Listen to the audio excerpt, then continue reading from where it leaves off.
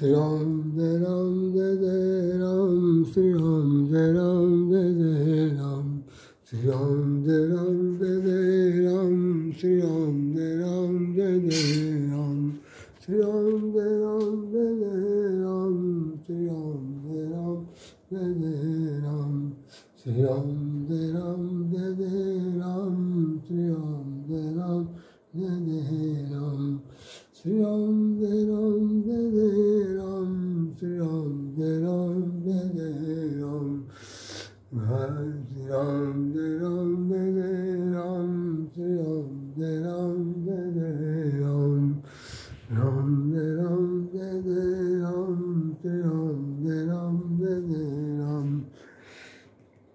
आज कोई ऐसा उद्देश्य मेरा नहीं है जिसमें मैं कोई बोलने की बात चाहता था, लेकिन विघ्न बाधा ज़्यादा है इसलिए बोल नहीं पाया। आप लोगों से मैं सिर्फ एक निवेदन करना चाहता हूँ जो विशेष रूप से हमारे आपके सबके लिए बहुत ही कारगर है, सिद्ध होने वाली है, सिद्ध होने वाली। जीवन में संकल्प बहुत सच्चा होना चाहिए। संकल्प का मतलब प्रतिज्ञा, संकल्प मतलब दृढ़ निश्चय, संकल्प का मतलब आप जो कुछ भी सोच रहे हैं, जो कुछ भी करना चाहते हैं, उसके बारे में आपका मन, मस्तिष्क, मन, बुद्धि, चित्त, अहंकार, मनसा वाचा कर्मणा, इन चारों पांचों जो प्रवृत्तियाँ हैं जीवन की, इनके बीच में तालमेल कैसा है। तालमेल का तात्पर्य सिर्फ ये समझ लीजिए कि जैसे आप सोच कुछ रहे हो और करना कुछ चाहते हो, मन कुछ कहे और बुद्धि कुछ कहे, मस्तिष्क कुछ काम करे, मतलब इसमें जो आपसी मानसिक रूप से ताना बनने की बात है, ताना बना या मानसिक रूप से एक दूसरे में खींचातानी है, तो कोई भी बात आपकी बन नहीं सकती। तो जीवन में आज की तारीख में जो समस्या है, हमारे आपके बीच में नहीं, पूरे विश्व के मानस पटल पर एक ही समस्या है, और वो समस्या ये है कि आदमी एक दूसरे को स्थिरता के आधार पर या शांतिपूर्ण ढंग से देखना नहीं चाहता। कालखंड जैसा भी चल रहा है, कालखंड में तो यही है कि भाई हमें जितने लोग तरक्की कर चुके हैं वो तरक्की करने वालों के ऊपर बाधक है।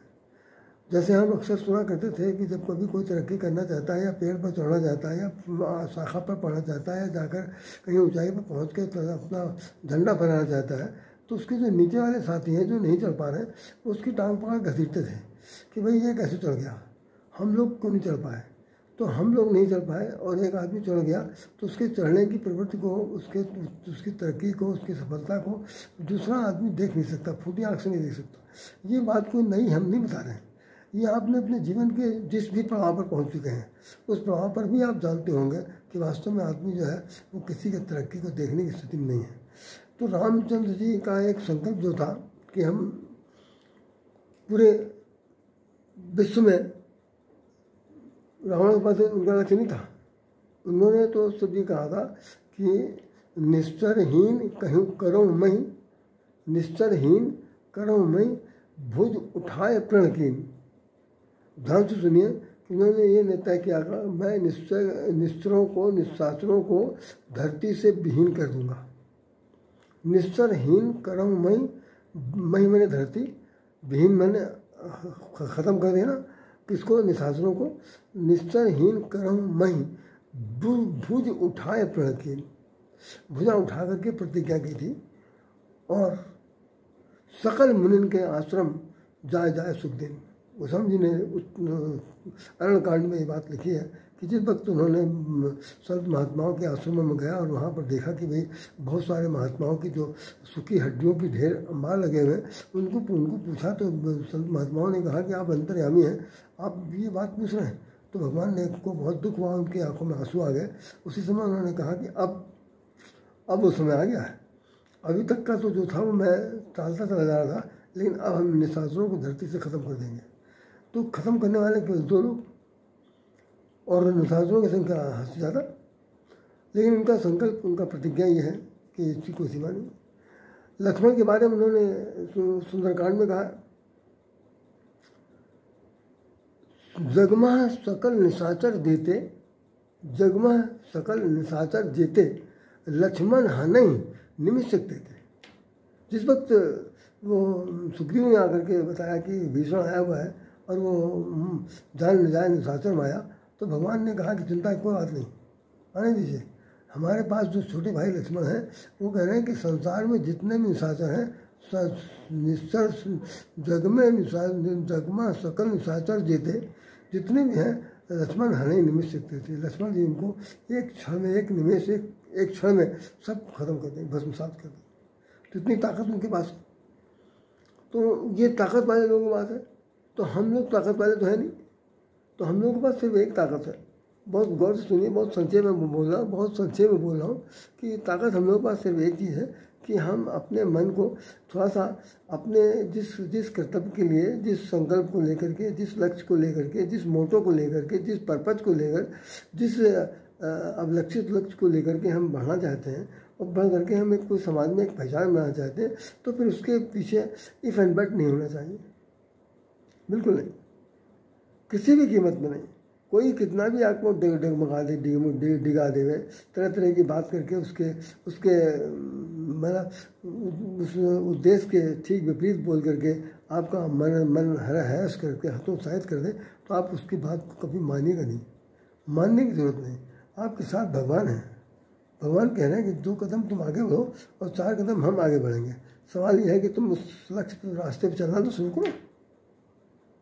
जब आप रास्ते पर चलना शुरू करेंगे तो अपने आप लक्ष्य की प्राप्ति हो जाएगी।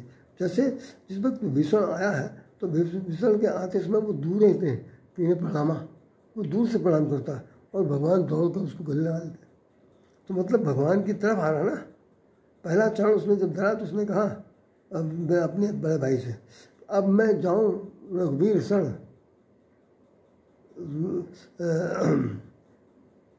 अब मैं जाऊँ रघुवीर शरण, अब मैं रघुवीर के शरण में जा रहा हूँ। अब हमारे पर दोष न देना। राम सत्य संकल्प शिव सभा काल बस तोर, मैं रघुवीर शरण अब जाऊँ देव जन खोर। हम अब तुम्हारी जो सभा है ये काल की बसीभूत हो चुकी है। अब मैं तुम सबको छोड़ करके भगवान की शरण में जा रहा हूँ। अब तुम लोग कभी मेरे ऊपर लांछन न लगाना कि छोड़ के चला गया, क्योंकि हम छोड़ के नहीं गए। जैसे लोग कहते हैं लंका भेदी घर का भेदी लंका ढाए वाली बात कहते हैं। विभीषण ने ऐसा कुछ नहीं किया, पूरी तरह से ऐलानिया तौर पर कह दिया था। और कहने के बाद तब राम की तरफ आता है और राम जी ने तुरंत उसको अपने गले से लगा लिया। तो मेरा मतलब यह है कि ईश्वर भी आपका साथ है, आप भी उसका साथ दीजिए और अपने जीवन को यथार्थ कीजिए। आज की स्थिति को देखते हुए, मन की दुर्बलता को देखते हुए और समाज तमाम तरह की विघ्न बाधाओं को देखते हुए आपको बहुत सावधान रहना है। 1 2 नहीं 4 आँखें भी नहीं बल्कि 10-20 आँखें रखनी पड़ेगी, तब जाकर कहीं आपका ये जीवन का उद्धार हो सकता है। इन शब्दों के साथ राधे श्याम राधे आपको हृदय से नमन करता है। जय श्याम, जय श्री कृष्ण, जय श्री राधे, जय जय।